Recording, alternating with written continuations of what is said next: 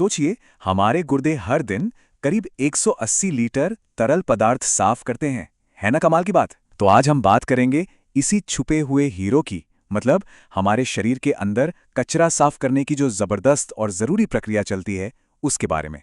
आइए इसको थोड़ा और करीब से समझते हैं। अच्छा, एक दिलचस्प सवाल से शुरुआत करते हैं। कभी सोचा है कि एक जिंदा शरीर में और एक कार के इंजन में आखिर क्या चीज कॉमन हो सकती है? सुनने में तो दोनों बिल्कुल अलग लगते हैं, है कि नहीं?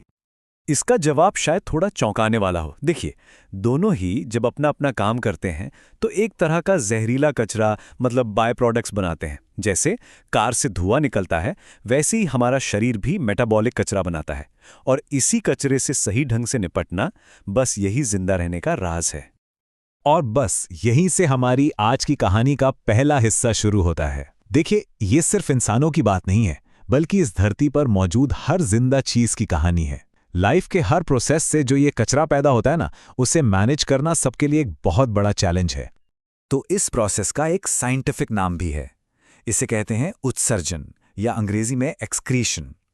सीधा सा मतलब यह है कि ये वो बायोलॉजिकल तरीका है जिससे शरीर उन खतरनाक मेटाबॉलिक कचरे को बाहर निकालता है जो हमारे सेल्स के काम करने से बनता है। अगर आसान भाषा में बोलें तो ये हमारे शरीर का अपना वेस्ट मैनेजमेंट सिस्टम है। अब मजे की बात यह है कि हर कोई ये काम एक ही तरह से नहीं करता। जैसे अमीबा है, एक सिंगल सेल वाला जीव, वो तो बस सिंपल डिफ्यूजन से अपना कचरा आसपास के पानी में छोड़ देता है। पर हम जैसे जो कॉम्प्लेक्स मल्टी सेल्ड जीव हैं, हमें इस काम के लिए स्पेशल ऑर्गन्स चाहिए। और यहीं पे एंट्री होती है हमारी कहानी के हीरो की, ह्यूमन एक्सक्रीटरी सिस्टम, मतलब हमारा उत्सर्जन तंत्र। इसे ना हमारे शरीर का एक हाईटेक फिल्ट्रेशन प्लांट समझ लीजिए। एक ऐसा प्लांट जो हमें सेफ और हेल्दी रखने के लिए 2400 घंटे 7 दिन बिना रुके काम करता है। तो इस सिस्टम के मेन प्लेयर्स 4 हैं। सबसे पहले 2 किडनियां यानी गुर्दे, जो असली फिल्टर्स हैं। फिर हैं 2 यूरेटर्स यानी मूत्रवाहिनियां। ये वो पाइप हैं जो कचरे को नीचे ले जाती हैं। इसके बाद आता है यूरिनरी ब्लैडर या मूत्राशय, जो एक स्टोरेज टैंक जैसा है। और आखिर में है यूरेथ्रा यानी मूत्रमार्ग, जिससे ये सब शरीर से बाहर निकल जाता है। सच में क्या कमाल की इंजीनियरिंग है ना? तो सवाल ये है कि ये सब होता कैसे है? ये एक शानदार 3 स्टेप प्रोसेस है। पहला स्टेप फिल्ट्रेशन। किडनी के अंदर ना लाखों छोटी छोटी फिल्टर यूनिट्स होती हैं, जिन्हें नेफ्रॉन कहते हैं। ये खून से यूरिया जैसे कचरे को छान कर अलग कर देती हैं। फिर आता है सबसे इंपॉर्टेंट स्टेप, रीएब्सॉर्प्शन यानी पुनः अवशोषण। इसमें शरीर सारी काम की चीजों को, जैसे ग्लूकोज, पानी, जरूरी सॉल्ट्स, इन सबको वापस सोख लेता है। और आखिर में तीसरा स्टेप, एक्सक्रीशन। जो कुछ भी बचा यानी यूरिन, उसे ब्लैडर में भेज दिया जाता है बाहर निकलने के लिए। अब जरा इस नंबर को देखिए, 180 लीटर। यकीन करना मुश्किल है ना?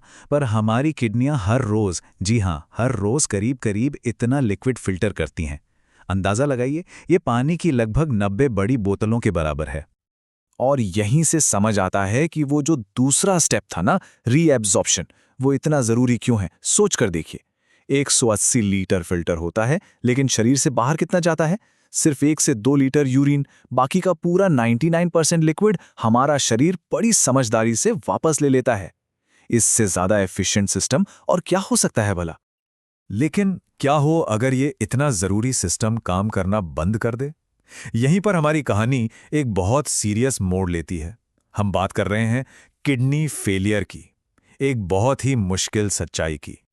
जब किडनियां फेल हो जाती हैं तो वो खून को साफ नहीं कर पाती। इसका सीधा मतलब यह है कि यूरिया जैसे जहरीले पदार्थ शरीर में ही जमा होने लगते हैं और खून में जहर घोलने लगते हैं। ये एक बेहद खतरनाक सिचुएशन है और अगर इसका इलाज ना हो तो ये जानलेवा भी साबित हो सकती है। लेकिन यहां भी उम्मीद की एक वजह है। इस बायोलॉजिकल क्राइसिस से निपटने के लिए इंसानों ने टेक्नोलॉजी और अपनी दरियादिली दोनों का इस्तेमाल करके कुछ कमाल के सॉल्यूशंस निकाले हैं। पहला टेक्निकल सॉल्यूशन है हीमोडायलिसिस, जिसे हम आम बोलचाल में डायलिसिस कहते हैं। आप इसे एक आर्टिफिशियल किडनी समझ सकते हैं। इसमें होता क्या है कि पेशेंट का खून एक मशीन से गुजरता है। मशीन में एक स्पेशल मेम्ब्रेन होती है, जिसके दूसरी तरफ एक डायलाइजिंग फ्लूइड बहता है। अब इस फ्लूइड में ग्लूकोज और सॉल्ट्स की मात्रा तो नॉर्मल खून जितनी ही होती है, पर यूरिया बिल्कुल नहीं होता। तो डिफ्यूजन की वजह से खून का सारा कचरा बाहर निकलकर फ्लूइड में आ जाता है और साफ खून वापस शरीर में चला जाता है। हाँ, ये प्रोसेस काफी थका देने वाला हो सकता है और इसके कुछ साइड इफेक्ट्स भी होते हैं। लेकिन एक बहुत बड़ा फर्क है यहाँ पर।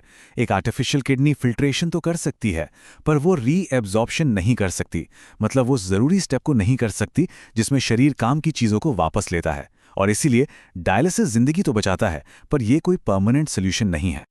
तो फिर परमानेंट सोल्यूशन क्या है? वो टेक्नोलॉजी से नहीं, बल्कि इंसानियत से आता है, और वो है ऑर्गन डोनेशन, यानी अंगदान। ये किसी को जिंदगी का सबसे बड़ा तोहफा देने जैसा है। आज भी हजारों लाखों लोग एक हेल्दी ऑर्गन के इंतजार में हैं, एक नई जिंदगी की उम्मीद में। अच्छा, अभी तक तो हम इंसानों की बात कर रहे थे, पर क्या कभी सोचा है कि पौधे, प्लांट्स, वो इस कचरे वाली प्रॉब्लम से कैसे डील करते हैं? आखिर उनके पास तो किडनियां होती नहीं हैं। असल में पौधे कमाल के स्मार्ट होते हैं। वो ट्रांसपिरेशन यानी वाष्पोत्सर्जन के जरिए फालतू पानी को बाहर निकाल देते हैं।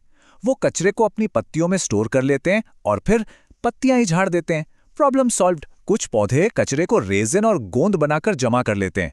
और एक बहुत ही मजेदार बात, फोटोसिंथेसिस से जो ऑक्सीजन बनती है ना, जो हमारे लिए जिंदगी है, वो टेक्निकली पौधे के लिए एक वेस्ट प्रोडक्ट ही है। चलिए वापस इंसानों की कहानी पर आते हैं। ये जो लाइन है, ये ऑर्गन डोनेशन की पूरी भावना को बयां करती है। ये सिर्फ एक मेडिकल प्रोसीजर नहीं है, ये एक दरियादिली का काम है। एक ऐसा तोहफा जो किसी की जिंदगी बचा सकता है या उसे पूरी तरह से बदल सकता है। और सबसे जरूरी बात यह है कि कोई भी, चाहे किसी भी उम्र या जेंडर का हो, ऑर्गन डोनर बन सकता है। डोनेशन मृत्यु के बाद भी हो सकता है और कुछ मामलों में, जैसे एक किडनी, कोई इंसान जिंदा रहते हुए भी डोनेट कर सकता है। इस बारे में और जानकारी के लिए अपने देश की जो national organ and tissue transplant organisation है, उससे संपर्क किया जा सकता है। और यहीं हम आज की बात के अंत पर आते हैं। हमने शरीर के अंदर वेस्ट मैनेजमेंट के इस कमाल के सफर को देखा और ये भी समझा कि जब ये सिस्टम फेल होता है तो क्या होता है। बस एक फैसला, एक नेक काम किसी को जिंदगी भर का तोहफा दे सकता है। तो सवाल बस इतना है कि वो चुनाव क्या होगा। इस पर सोचने के लिए बहुत बहुत शुक्रिया।